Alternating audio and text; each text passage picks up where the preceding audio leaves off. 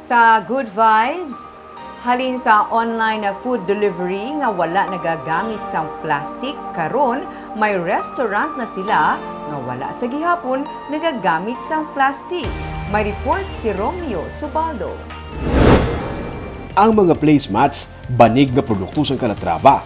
Ang mga pinggan kag mga yahong, handmade kag himo sa daga sang barangay Pahanukoy sa Bacolod.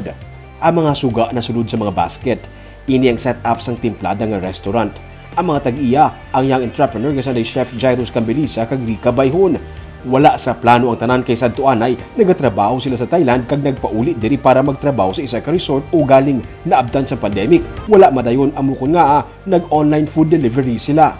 Ang first gid ng sang go-online kami, wala gid siya mayon na planuhan kay do ka nag-online na kami tungod nga wala kami ubra, di ba? Amo na. So gusto namon nga may ubra ko nga may makamita kami way nga magka-income and then amo ni nang do amat-amat siya Sa ilang pag-deliver sa mga pagkaon sa sining mga bayong gikan sa Calatrava nabutang ang mga pagkaon. Sa mga dahon sang saging ug pandan nasulod ang mga pagkaon. Ang ila cups kag burutangan sang sauce himo sa bagaso.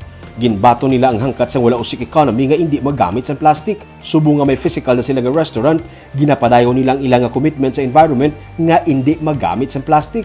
Sa Subong, most of our nga namon nga gamit nga utensils is locally made gid. So handmade just lang.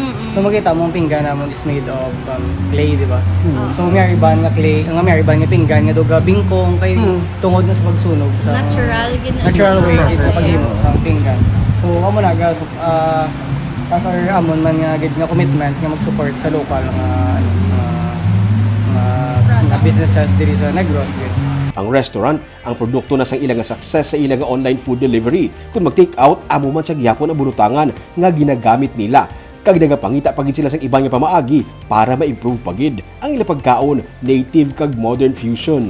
New dishes man nga some are traditional and some are international man. So mixture gyapon sang native and modern nga concept sang gastronomy sa culinary. Sa March 19 ang ila opening sa tabuklang sa Andres Bonifacio Elementary School 2 sa B.S. Aquino Drive sa Bacolod City. Kung sa tuanay, nangita na sila sa pamaagi agud may income subong sila na ang naghatag sang income sa ilang nga empleyado.